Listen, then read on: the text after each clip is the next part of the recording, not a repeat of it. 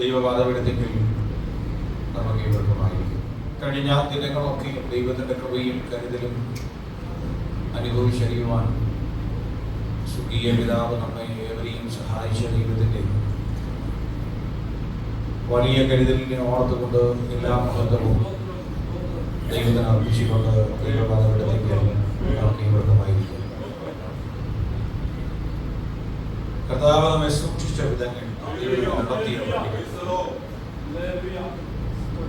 അത് നമുക്കാർക്കും നിർവചിക്കുവാൻ കഴിയുന്നതിൻ്റെ ഓരോ ദിവസവും ദൈവം ക്ഷേമമായി നമ്മെ പരിപാലിക്കും. ആ ദൈവിക കരുതൽ നമുക്ക് അനുഭവിച്ചറിയുവാൻ സാധ്യമായി തീരും. അത് ഓർത്ത് ഓരോ ഭക്തനും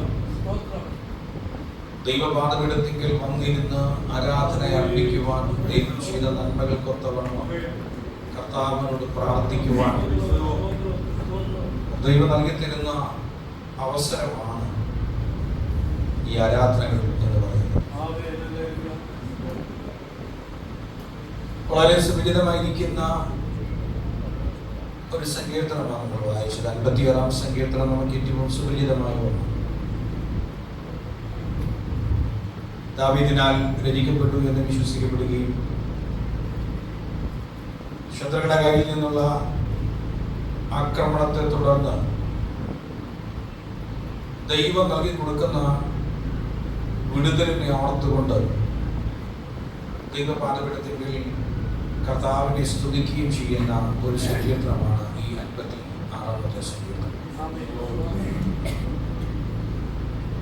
1 ശമൂവേലിന്റെ പുസ്തകം 21-ാം അധ്യായത്തിന്റെ 10 മുതലുള്ള വാക്യങ്ങളാണ് ഈ സങ്കീർത്തനത്തിന്റെ ഇതിവൃത്തം ആധികാരികമായിരിക്കുന്നത്. ഫിലിസ്ത്യനായിരിക്കുന്ന ഗോലിയാത്തിനെ കൊന്നു കഴിഞ്ഞ അനന്തരം ദൈവത്തിന്റെ അഭിഷിക്തനായിരിക്കുന്ന ദാവീദിനെ നേരിടപ്പെട്ട ഭീകരമായിരിക്കുന്ന വെല്ലുവിളികളുടെ നടുവിൽ പ്രാണരക്ഷാർത്ഥം ഓടുന്നവൻ എത്തിച്ചേരുന്നത് ഗത്തിന്. അവിടെയും മരണഭയവും ഭീതിയും ആക്രമണവും ഒട്ടും കുറവല്ലായിരുന്നു. പക്ഷെ ദൈവത്തിന്റെ കരുതൽ അവിടെയും അനുഭവിച്ചറിയുവാൻ കഴിയുന്ന അനുഭവത്തിലേക്ക് എത്തണം.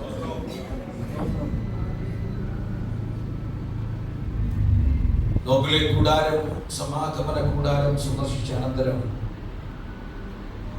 അതുല്ലാമിൽ എത്തിച്ചേരുകയും ആ അതുല്ലാമിൽ എത്തിച്ചേരുന്ന സമയത്ത് നിരാശിതനായി ഭയന്നവനായി മാറുന്ന ഒരു അനുഭവം തന്റെ ജീവിതത്തിന്റെ അകത്തുണ്ടായി. ദൈവജനത്തിന്റെ ജീവിതത്തിൽ ആക്രമണങ്ങൾ കുറവല്ല, പ്രതിസന്ധികൾ കുറവല്ല. തകർക്കുവാൻ ശ്രമിക്കുന്ന മണ്ഡലങ്ങൾ എല്ലായിടത്തും നമുക്ക് വിരോധമായിട്ടുണ്ട്. അതിനെ ജയിക്കുവാൻ കഴിയുന്നതാണ് ക്രിസ്തീയ ഭക്തി എന്ന് പറയുന്നത്. ജയിക്കുവാൻ നമുക്ക് സാധ്യമായി തീർന്നാൽ നമ്മുടെ കഴിവ് കൊണ്ടല്ല, നമ്മുടെ പ്രാപ്തി കൊണ്ടല്ല, ദൈവം ചിലതിനെ മറയ്ക്കുന്നതുമാണ്. എവിടെയും ദൈവത്തിന് തന്റെ ഭക്തന്മാരെ സംരക്ഷിക്കാൻ കഴിയും. എവിടെയും ദൈവത്തിന് തന്റെ ഭക്തന്മാർക്ക് വേണ്ടി പ്രവർത്തിപ്പാൻ കഴിയും. ശത്രുവിന്റെ കയ്യിൽ അകപ്പെട്ടാലും തിരിച്ചറിയപ്പെടുവാൻ കഴിയാത്ത വിധം ദൈവം മറയ്ക്കുകയാണ് എങ്കിൽ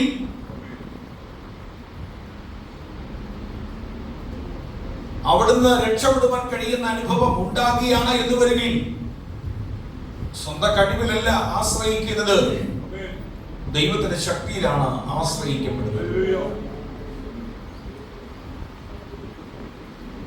നാം ഓർക്കണം, കർത്താവിന്റെ ജനത്തെ സംബന്ധമായി, ദൈവത്തിന്റെ ഭക്തന്മാരെ സംബന്ധമായി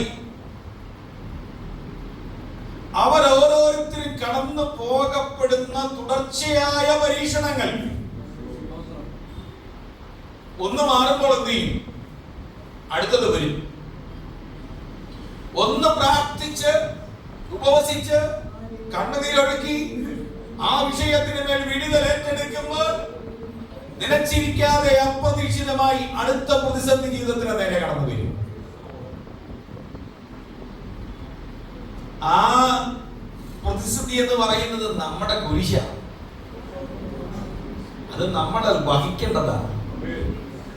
യേശു പറഞ്ഞത് അങ്ങനെ, ഒരുവൻ എന്റെ ശിഷ്യനായിരിക്കാൻ ഇച്ഛിച്ചാൽ എന്ത് ചെയ്യണം? തന്നെത്താൻ തിരിച്ച് തന്റെ ക്രൂശ് എടുത്തുകൊണ്ട് എന്ത് ചെയ്യണം? എന്നെ അനുഗമിക്കണമെന്നാ.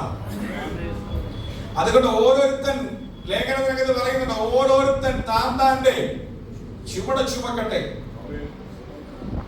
നമ്മൾ വഹിക്കേണ്ട ചില ഭാരങ്ങളുണ്ട്, നമ്മൾ വഹിക്കേണ്ട ചില മേഖലകളുണ്ട്. അത് നാം അല്ലാതെ മറ്റാരും വഹിപ്പാൻ ദൈവം ആഗ്രഹിക്കുന്നില്ല. ആ പ്രതിഫലത്തെ ദൈവം മറ്റാർക്കും കൊടുക്കുവാനും ആഗ്രഹിക്കുന്നില്ല. നാം അത് ചുമക്കുവാൻ തയ്യാറായാൽ അതിന്റെ പിറകിൽ ഒരു വലിയ അനുഗ്രഹമുണ്ട്. നാം അത് ചുമക്കുവാൻ താല്പര്യപ്പെട്ട് ദൈവ സന്നിധാനത്തിൽ നിന്നാൽ ഒരു കാര്യം ഉറപ്പാണ്, ദൈവം നമ്മെ മറന്നു കളയത്തില്ല. ദൈവ സന്നിധാനത്തിലായിരിക്കുന്ന പ്രിയമുള്ളവരെ, നിങ്ങൾ നമ്മുടെ ഓരോരുത്തരുടെയും ജീവിതത്തിന്റെ അകത്തുകൂടെ കടന്നു പോകപ്പെടുന്ന ആ എല്ലാ അനുഭവങ്ങളിലും നമ്മൾ കടന്നു പോകപ്പെടുമ്പോൾ നമ്മൾ നേരിടപ്പെടുന്ന ഏറ്റവും വലിയ പ്രലോഭനം എന്ന് പറയുന്നത് ദൈവം നമ്മളെ കാണുന്നില്ലെന്ന ചിന്ത നമ്മുടെ ഉള്ളിൽ ഉരുവാക്കുവാനാണ് പിശാച് ശ്രമിക്കുന്നത്. അതിലൂടെ നിരാശയിലേക്ക് നമ്മെ കൊണ്ടുപോകുവാനാണ് അന്ധകാര മണ്ഡലങ്ങളിൽ വിരോധമായി എഴുന്നേൽക്കുന്നത്. നിരാശിതരാക്കി മാറ്റുക, ദൈവം കാണുന്നില്ല എന്ന തോന്നൽ ഉണ്ടാക്കുക, ദൈവം പ്രാർത്ഥന കേൾക്കുന്നില്ല എന്ന ചിന്ത മണ്ഡലത്തിലേക്ക് കൊണ്ടുവരിക. അങ്ങനെ വരുമ്പോൾ നിരാശപ്പെടുന്നവൻ ദൈവത്തിൽ നിന്ന് അകന്നു മാറുമെന്ന് പൈശാചിക മണ്ഡലത്തിന് അറിയാവുന്നത് കൊണ്ട് നമ്മുടെ ഓരോരുത്തരുടെയും ഉള്ളിൽ ദൈവം എന്റെ പ്രാർത്ഥന കേൾക്കുന്നില്ല, ദൈവം എന്റെ യാതനയ്ക്ക് മറുപടി നൽകി തരുന്നില്ല, ദൈവം എന്നെ അറിയുന്നില്ല എന്ന ചിന്ത ധരിപ്പിക്കുവാൻ പിശാച് ശ്രമിക്കുക. പക്ഷേ അതിന്റെ ഒക്കെയും നടുവിൽ നാം ഓർക്കേണ്ട ഒരു കാര്യമുണ്ട്. ഈ കണ്ണുനീരിന്റെയും ഈ വേദനയുടെയും ഈ എല്ലാ അനുഭവത്തിന്റെ അകത്തും നമ്മൾ ഓരോരുത്തരും ചിന്തിക്കേണ്ട ഒരു കാര്യമുണ്ട്. ദൈവം ഇതെല്ലാം കാണുന്നുണ്ട്, ദൈവം ഇതെല്ലാം അറിയുന്നുണ്ട്. ദൈവം അറിയാതെ അല്ല ഈ കണ്ണുനീര് വന്നത്, ദൈവം അറിയാതെ അല്ല ഈ കാര്യങ്ങൾ എന്റെ ജീവിതത്തിൽ സംഭവിച്ചത്. അത് സംഭവിച്ചതിന്റെ പിറകിൽ ദൈവവചനം പറയുമ്പോൾ രണ്ട് ഭാഗം. ഇവിടെ ഒരു കാര്യം പറയുന്നത്, എന്റെ കണ്ണുനീർ നിന്റെ തുരുത്തിയിൽ ആക്കി വെക്കണമേ എന്ന് പറയുന്നു. അപ്പോൾ ദൈവത്തിനൊരു തുരുത്തിയുണ്ട്. രണ്ട് മാലാഖി പുസ്തകത്തിനകത്ത് മാലാഖി പ്രവാചകൻ പറയുന്നു, യഹോവ ഭക്തന്മാർ തമ്മിൽ സംസാരിച്ചു, യഹോവ ശ്രദ്ധ കേട്ടു, അവന്റെ പ്രവർത്തികളെ അറിയുവാൻ യഹോവയുടെ സന്നിധിയിൽ ഒരു സ്മരണയുടെ പുസ്തകമുണ്ട്. സ്തോത്രം. അപ്പോൾ കണ്ണുനീർ തുരുത്തിയിലാക്കി വയ്ക്കുക. രണ്ട്, അത് ഓർക്കേണ്ടതിനായി സ്മരണയുടെ പുസ്തകത്തിൽ രേഖപ്പെടുത്തപ്പെടുക. ഇന്ന് പകരം ഒരു കാര്യം ഓർക്കേണ്ട, സ്മരണയുടെ പുസ്തകം എന്ന് പറയുന്നത് ഡയറി എഴുതുക എന്ന് പറയുന്ന ഒരു സ്വഭാവമുണ്ട്. ഇപ്പൊ ആളുകളെ കൊണ്ടൊന്നും കേൾക്കുന്നില്ല. പണ്ടത്തെ ആളുകളുടെ ഒരു വലിയ ഹാബിറ്റ് ആയിരുന്നു ഡയറി പ്രതിദിന എഴുതി വയ്ക്കുക. പണ്ട് നമ്മളൊക്കെ സ്കൂളിൽ പഠിക്കുമ്പോ ഞാനൊക്കെ സ്കൂളിൽ പഠിക്കുമ്പോ ഈ 10ാം ക്ലാസ്സിൽ നിന്ന് പിരിയുമ്പോൾ ഓട്ടോഗ്രാഫ് എന്ന് പറഞ്ഞൊരു സാധനം ഉണ്ടായിരുന്നു. അപ്പൊ അതിങ്ങനെ എഴുതി എന്ത് ചെയ്യും, മേടിച്ചിട്ടാണ് എല്ലാവരുടെയും പുറകെ നടന്ന് ഓട്ടോഗ്രാഫ് എന്ത് ചെയ്യും, എഴുതി വെക്കും, മേടിക്കും. എന്തിനാ എഴുതി മേടിക്കുന്നത്? ദൈവം തമ്പുരാന് മാത്രമേ എന്ത് ചെയ്തുള്ളൂ, അറിയത്തുള്ളൂ. അന്നാലത് ഒരു ഭാഗം. ഇപ്പൊ പണ്ട് കുറെ നാൾ മുമ്പ് ഞാൻ സൂക്ഷിച്ചു വെച്ചായിരുന്നു. അതൊക്കെ എടുത്ത് വായിച്ചു നോക്കുമ്പോൾ പലതും ഇപ്പോഴവരൊക്കെ വഴി വെച്ച് കണ്ടാൽ പോലെ എന്ത് ചെയ്യത്തില്ല. പക്ഷെ സ്മരണയുടെ പുസ്തകം, ഡയറി, അത് എഴുതി വയ്ക്കുന്നത് ഓർമ്മിക്കാൻ വേണ്ടിയാ. ആ ഓർമ്മയാ നോക്കണം. അതിനെ വേദപുസ്തകത്തിനകത്ത് ഓർപ്പിക്കുന്ന ഭാഗം ദിനവൃത്താന്ത പുസ്തകം എന്ന ദിനവൃത്താന്ത പുസ്തകം. ദൈനംദിന ചെയ്തികൾ എന്ത് ചെയ്യുക, എഴുതി വെക്കപ്പെടുന്ന രേഖപ്പെടുത്തപ്പെടുന്ന ഒരു ഭാഗം.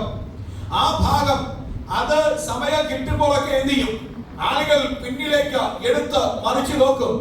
അത് നോക്കുമ്പോൾ ചിലതൊക്കെ ഓർമ്മ വരും. അത് എസ്തേറിന്റെ പുസ്തകത്തിലൊക്കെ നമുക്ക് കാണുന്നുണ്ട്. ഞാൻ ആ ഭാഗത്തിലേക്ക് കടന്നു പോകുന്നില്ല. അപ്പോ അവിടെ അങ്ങനെ ചെയ്ത് എടുക്കപ്പെടുമ്പോൾ ദൈവം ചിലത് എന്ത് ചെയ്യാം. ഇന്ന് പകൽ ഒരു കാര്യം ഓർക്കണം, നമ്മുടെ പ്രവർത്തികളെല്ലാം എഴുതി വെച്ചിരിക്കുന്ന ഒരു സ്മരണയുടെ പുസ്തകമുണ്ട്. ഹലോ, നമ്മൾ ചെയ്തതൊക്കെ, ദൈവത്തിന് വേണ്ടി പ്രവർത്തിച്ചതൊക്കെ, ദൈവനാമത്തിന് വേണ്ടി സഹിച്ചതൊക്കെ ദൈവം എന്ത് ചെയ്യും, അവിടെ എന്ത് ചെയ്യാം, ജീവൻ ഇവിടെ പറയുമ്പോൾ പുസ്തകങ്ങൾ തുറന്നു.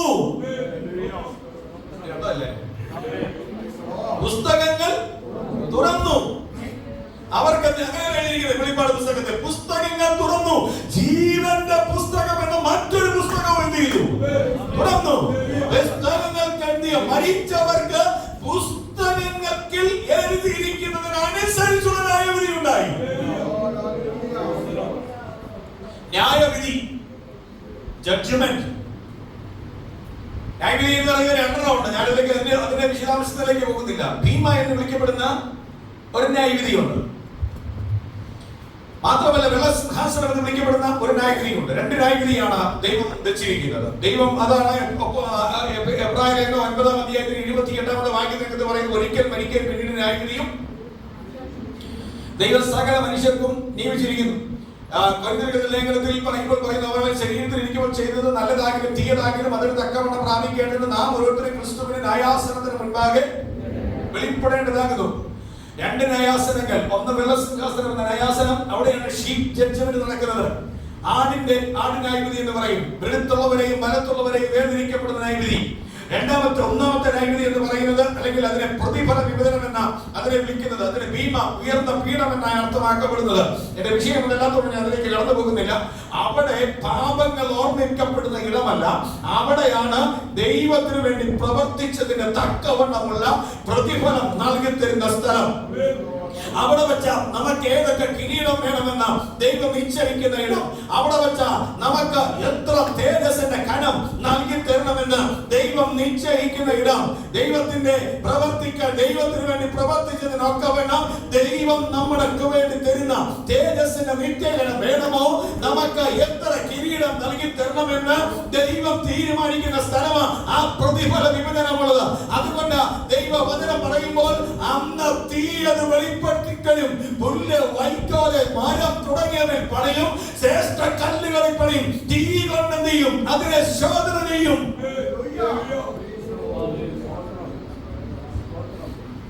അടുത്ത ഭാഗമാണ് അത് മരിച്ചവരിൽ ശേഷമുള്ളവർ 1000 ആണ്ട് കഴിയുമ്പോഴും എന്ത് ചെയ്തില്ല, ജീവിച്ചില്ല. 1000 ആണ്ട് കഴിഞ്ഞപ്പോൾ മരിച്ചവരിൽ ശേഷമുള്ളവർ ജീവിച്ചു. സമുദ്രം തന്നെയുള്ള മരിച്ചവരെ ഉയർത്തിക്കൊടുത്തു, പാതാളം തന്നെയുള്ള മരിച്ചവരെ ഉയർത്തു. ആ കൊടുക്കന്തരം എന്ത് ചെയ്യാം, വന്ദനം സങ്കീർത്തനത്തിൽ പറയുമ്പോൾ തന്റെ ജനത്തെ ന്യായം വിധിക്കേണ്ടതിന് അവൻ മുകളിൽ നിന്ന് ആകാശത്തെയും താഴെ നിന്ന് ഭൂമിയെയും വിളിക്കുന്നു എന്ന് പറയുന്നു. അപ്പോൾ ദൈവത്തിന്റെ കന്നിദാനത്തിങ്കൽ ഒരു സ്മരണയുടെ പുസ്തകമുണ്ട്. ഇന്ന് ദൈവത്തിന് വേണ്ടി പ്രവർത്തിച്ച, ദൈവനാമത്തിന് വേണ്ടി ഒരു ഗ്ലാസ് തണ്ണീർ കുടിപ്പാൻ കൊടുത്താൽ അതിനും പ്രതിഫലമില്ലാതെ പോകത്തില്ല. കർത്താവ് അത് മറക്കത്തില്ല. അവനത് എഴുതി വയ്ക്കും. അവനത് ഓർത്തെടുത്ത് നമ്മുടെ ജീവിത രേഖയായി ദൈവം അത് മുൻപിൽ കൊണ്ടുവന്ന് അവിടെ വച്ച പ്രതിഫലം തരും.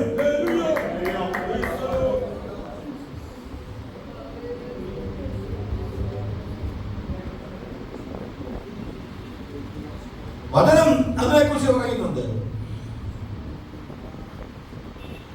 അതുകൊണ്ട് ഓരോ ജനത്തിന്റെയും കണ്ണുനീരിനായി, ഓരോ ജനത്തിന്റെയും വിടുതലിനായി ദൈവം സൂക്ഷിക്കുന്ന ഒരിടം. 1 തുരുത്തി, 2 സ്മരണയുടെ പുസ്തകം. അതുകൊണ്ട് ഓരോ ക്രിസ്തു വിശ്വാസിക്കും ധൈര്യത്തോടെ പറയുവാൻ കഴിയും, എനിക്ക് ഒരു ദൈവമുണ്ട്. ആ ദൈവം എന്റെ കൂടെ ഉള്ളത് കൊണ്ട് എന്നെ ആർക്കും ഒന്നും ചെയ്യുവാൻ കഴിയത്തില്ല. എന്റെ ദൈവം അനുവദിക്കാതെ, എന്റെ ദൈവം പറയാതെ, എന്റെ ദൈവം എനിക്ക് വേണ്ടി പ്രവർത്തിക്കാതെ. ഈ സങ്കീർത്തനം എഴുതുമ്പോൾ ദാവീദ് ഗത്തില, ഇന്നത്തെ പാലസ്തീൻ, ആ ഗത്തിനകമായി ആകീഷിന്റെ അടുക്കൽ പോകുക. ഗത്തികാരനാണ് ആര്? ഗോലിയാത്ത്. ഗോലിയാത്തിന്റെ ജന്മദേശം അവിടെയാ. അവിടെ നിന്നാണ് ഗത്തിൽ നിന്നുള്ള ഗത്തിനായ ഗോലിയാത്ത്. ഗത്തിനായ ഗോലിയാത്ത് ആ ശത്രുവിന്റെ സ്ഥലമാണ്. ശത്രു തകർക്കപ്പെട്ട ഇടമാണ്. അതുകൊണ്ട് അവിടുത്തെ ആളുകൾ ഈ തങ്ങളുടെ മല്ലനെ, തങ്ങളുടെ വീരനെ കൊന്നവരെ നോക്കിയിരിക്കുക കയ്യിൽ കിട്ടാൻ.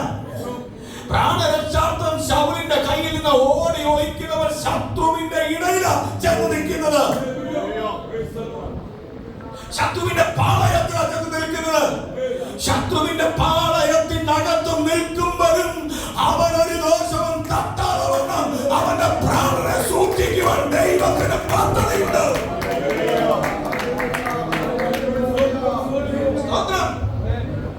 നീ നിൽക്കുന്നത് എവിടെയാണ് എന്നുള്ളതല്ല ദൈവത്തിന്റെ വിഷയം. നമ്മൾ എവിടെയായിരിക്കുന്നു എന്നുള്ളതല്ല ദൈവത്തിന്റെ വിഷയം. സാത്താന്റെ പള്ളിയുള്ളിടത്ത്, സാത്താന്റെ സിംഹാസനമുള്ളിടത്ത് നിൽക്കുന്ന സഭയെ സംരക്ഷിക്കുന്ന ദൈവമാണ്.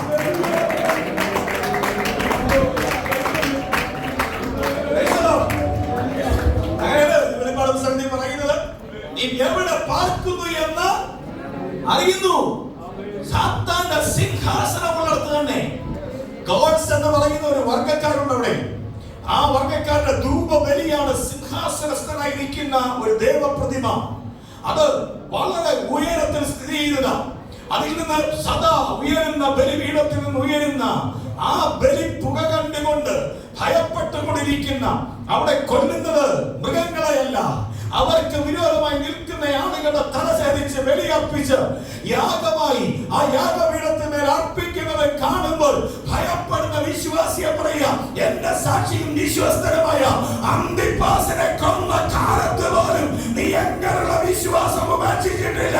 നീ അവിടെ പാർക്കുന്നു എന്നോ അത് സാത്താന്റെ സിംഹാസനമുള്ള ഇടമെന്നോ ഞാൻ അറിയുന്നു എന്ന് ഇന്നുവരെ പരിശുദ്ധാത്മാവ് സഭയോട് ദൂരം പറഞ്ഞതുപോലെ ഭക്തരുടെ ദൈവസഭയെ അന്ധകാര മണ്ഡലത്തിന്റെ നടുവിൽ, പൈശാചിക പോരുകളുടെ നടുവിൽ, ദേശത്തിന്റെ ആധിപത്യത്തിന്റെ നടുവിൽ എന്നെ സൂക്ഷിക്കുവാൻ എന്റെ ദൈവത്തിന് പദ്ധതിയുണ്ട്.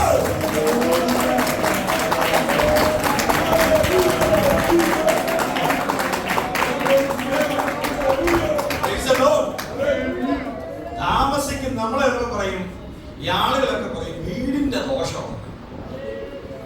എന്തോ ദോഷമാ വീടിന്റെ? അതിന്റെ കന്നിമൂല ശരിയല്ല, പിന്നെ എന്തുവാ എനിക്കറിയത്തില്ല. അതിന്റെ നോട്ടം ശരിയല്ല, അതിലെ ഒരു വലത്തുപോക്ക് എന്തുകൊണ്ട് ഉണ്ട്. ഇതൊക്കെ കേട്ടിട്ടുണ്ടോ നിങ്ങള്? ഇങ്ങനെയൊക്കെ ആളുകൾ എന്ത് ചെയ്യാം? അതുകൊണ്ട് എത്ര ശുഭതയാണെങ്കിലും എന്ത് ചെയ്യത്തില്ല, പറ്റത്തില്ലെന്നൊക്കെ ആളുകൾ പറയുന്നതിന്റെ നടുവിൽ പറയണം. ഏത് വലത്തുപോക്കുണ്ടെങ്കിലും, ഏത് സിംഹാസനങ്ങൾ കൊടിയിരുന്നാലും, ഏത് കുടിയിരിപ്പ് ശക്തികൾ ആധിപത്യം പ്രാപിച്ചാലും എനിക്കൊരു ശക്തനായ ദൈവം എന്റെ കൂടെയുണ്ട്. ആ ദൈവം അനുവദിക്കാതെ ശത്രുവിന്റെ പാളയത്തിനകത്ത് ആ ദൈവം എനിക്ക് മേശ ഒരുക്കുന്ന ദൈവം.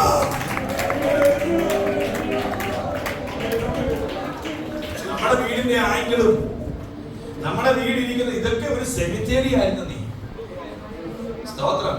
പണ്ട് എത്രയോ വർഷം നമുക്ക് ആർക്കറിയാം നമ്മുടെയൊക്കെ വീടിന്റെ അടിവശം കുടിച്ചാൽ വല്ല തലയോട്ടി കിട്ടത്തില്ലെന്ന്. നീ പേടിക്കണം.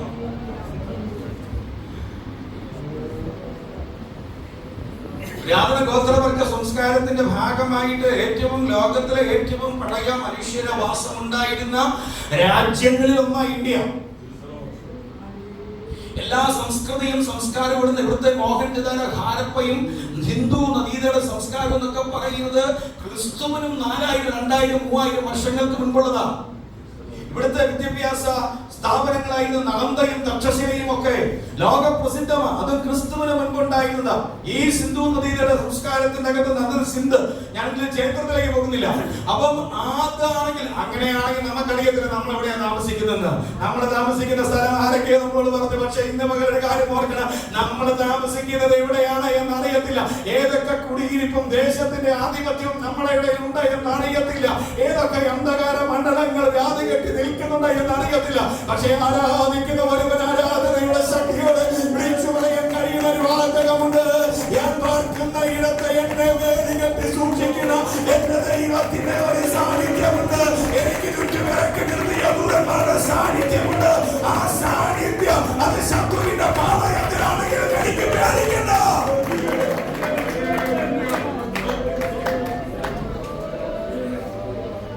ദാവീദ് താൻ കൊന്ന ഫെലിസ്ത്യനായ മല്ലനായിരിക്കുന്ന ഗോലിയാത്തിന്റെ നാട്ടിൽ ചെന്ന് അവിടെ നിൽക്കുമ്പോഴും ദൈവം അവനെ എന്ത് ചെയ്യുക? വിടുവിക്കുക. ദാവീദ് പറയുന്നൊരു കാര്യം പറയണം. അപ്പോൾ ദാവീദ് പറയുന്ന ഒരു ഭാഗമുണ്ട്. ആ ഭാഗത്തിനകത്ത് ദാവീദ് ഓർപ്പിക്കുന്ന 8ാമത്തെ വാക്യം, നീ എന്റെ ഉഴൽച്ചകളെ എണ്ണുന്നു, എന്റെ കണ്ണുനീർ നിന്റെ തുരുത്തിയിൽ ആക്കി വെക്കേണ്ടത്, അത് നിന്റെ പുസ്തകത്തിൽ ഇല്ലയോ? ദൈവത്തിന്റെ നീതിയിൽ പ്രത്യാശ വയ്ക്കുന്ന ഒരു ഭക്തന്റെ ആത്മീയ അനുഭവത്തെയാണ് ഇത് കാണിക്കുന്നത്.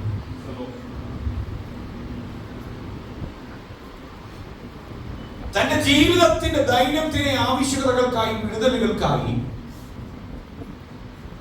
കഷ്ടപ്പാടിന്റെ വ്യാപ്തിയെ കുറിച്ച് ബോധമുള്ള ഭക്തൻ വാചോടപരമായിരിക്കുന്ന വാക്കുകളുടെ സൈനികതയാണ് ഒരു വീഞ്ഞ് തുരുത്തിയിലാക്കുന്നത് പോലെ തന്റെ കണ്ണുനീരെയും തുരുത്തിയിലാക്കണമെന്ന് ആഗ്രഹിക്കുന്നു.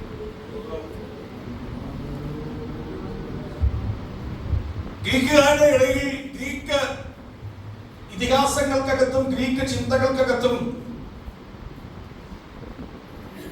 ലാക്രിമറ്റോറികൾ എന്ന് പറയപ്പെടുന്ന ഒരു ചിന്താമണ്ഡലം ഉണ്ടായിരുന്നു. ലാക്രിമറ്റോറികൾ എന്ന് പറയുന്ന ഒരു ചിന്താമണ്ഡലം,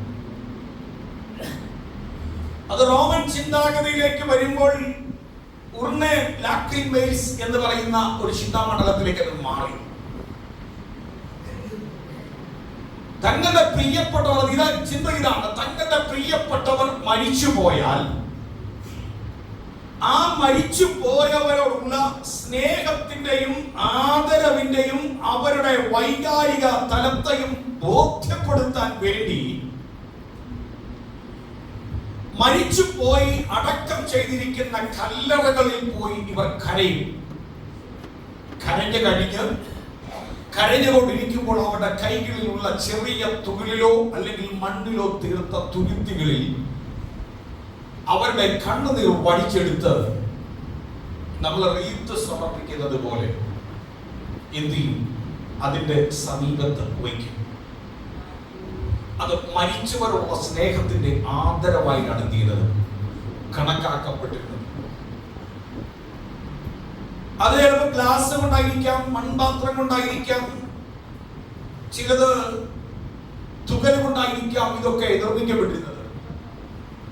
ഈ കണ്ണുനീർ ഇങ്ങനെ വെക്കുന്നത് സ്നേഹത്തിന്റെയും ആദരവിന്റെയും ഒക്കെ ഭാഗമായിട്ടായിരുന്നു അവർ കണക്കാക്കപ്പെട്ടിരുന്നത്. എന്നാൽ ആ ചിന്താഗതിയിൽ നിന്നൊക്കെ വ്യത്യസ്തമായി യഹൂദ ചിന്താഗതിയിലേക്ക് വരുമ്പോൾ അഗൈൻ സാർഡോണിക്സ് എന്ന് പറയുന്ന ഒരു ചിന്താമണ്ഡലത്തിലേക്ക് അവരെത്തി. ഇതെല്ലാം ഓരോ ഇതിന്റെ പേരുകളാണ്. അത് യോവേൽ, ഞാൻ പറഞ്ഞിട്ടുണ്ടോ എനിക്കറിയത്തില്ല, യോവേൽ സംവത്സരം എത്തുമ്പോൾ ഒരു യഹൂദൻ അവന് വിറ്റ് കളഞ്ഞ് അവന്റെ അവകാശത്തെ എന്ത് ചെയ്യണം? വീണ്ടെടുക്കണം. അത് നിർബന്ധമാണ്. അത് അല്ലെങ്കിൽ വെറുതെ കൊടുക്കണം. അങ്ങനെ ഒരു യഹൂദൻ ദരിദ്രനായിത്തീർന്നു. ബൈബിളിലെ വചനത്തിനൊക്കെ കണ്ട ഒരു യഹൂദൻ ദരിദ്രനായിത്തീരുന്നു. ആ ദരിദ്രനായി തീരുന്ന ആ മനുഷ്യൻ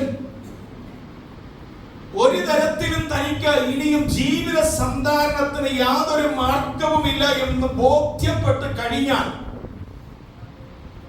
അവിടെയുള്ള പട്ടണങ്ങളിൽ, യഹൂദ പട്ടണങ്ങളിൽ ഏതിലെങ്കിലും ഒന്നിൽ ചെല്ലണം. അവൻ താമസിക്കുന്ന പട്ടണമാണ് ഏറ്റവും നിയറസ്റ്റ് ആയിട്ടുള്ള പട്ടണം, ഏറ്റവും അടുത്തുള്ള പട്ടണത്തിൽ ചെല്ലണം.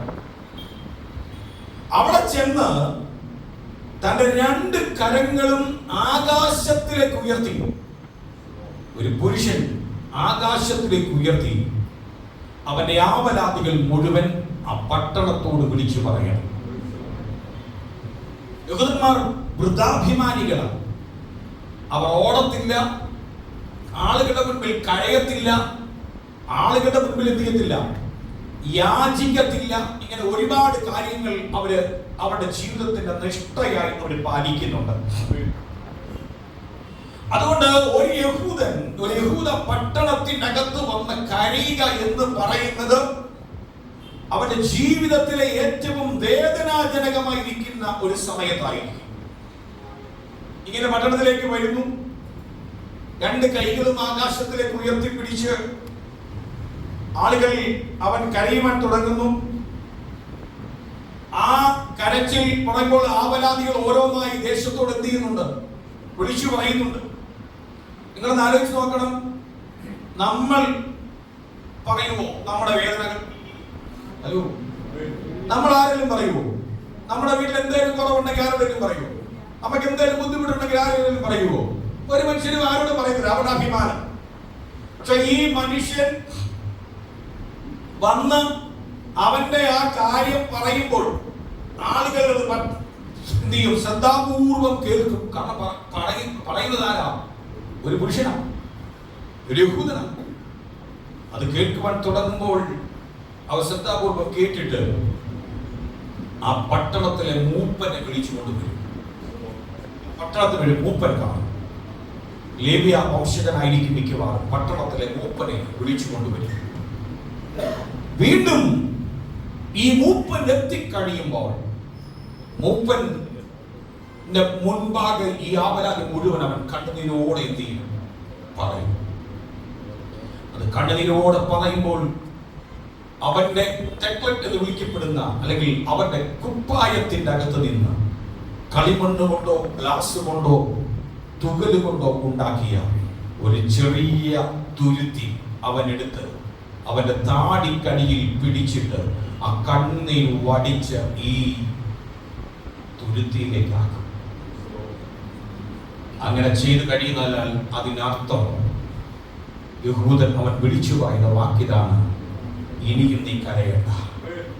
ഇതുവരെ കരഞ്ഞ നിന്റെ വിഷയം ഈ പട്ടണം ഏറ്റെടുത്തു. ഇതുവരെ നീ കരഞ്ഞ വിഷയം പരിഹാരം വീഴ്ത്താൻ പോകുക. ഈ പട്ടണം, ഈ ഗ്രാമം, ഈ പട്ടണം ആ വിഷയം ഏറ്റെടുത്ത് കഴിഞ്ഞു.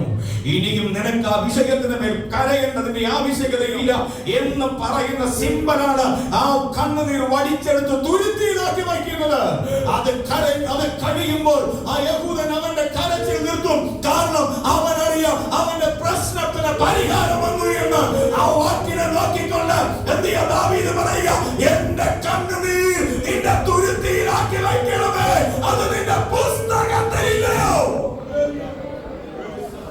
കരയുന്ന ദൈവത്തിന്റെ മക്കളെ, പ്രാർത്ഥിക്കുന്ന ദൈവത്തിന്റെ ജനതേ, നിങ്ങളുടെ വിഷയം ഏത് തന്നെയാണെങ്കിലും, നിങ്ങളുടെ പ്രതിസന്ധി ഏത് തന്നെയാണെങ്കിലും, ദൈവ സന്നിധാനത്തിൽ കരയുവാൻ, ദൈവ സന്നിധാനത്തിൽ ഏറ്റുപറയുവാൻ, ദൈവ സന്നിധാനത്തിൽ അവരെ അർപ്പിക്കുവാൻ നിങ്ങൾ ഒരുക്കമാണ് എന്ന് വരികിൽ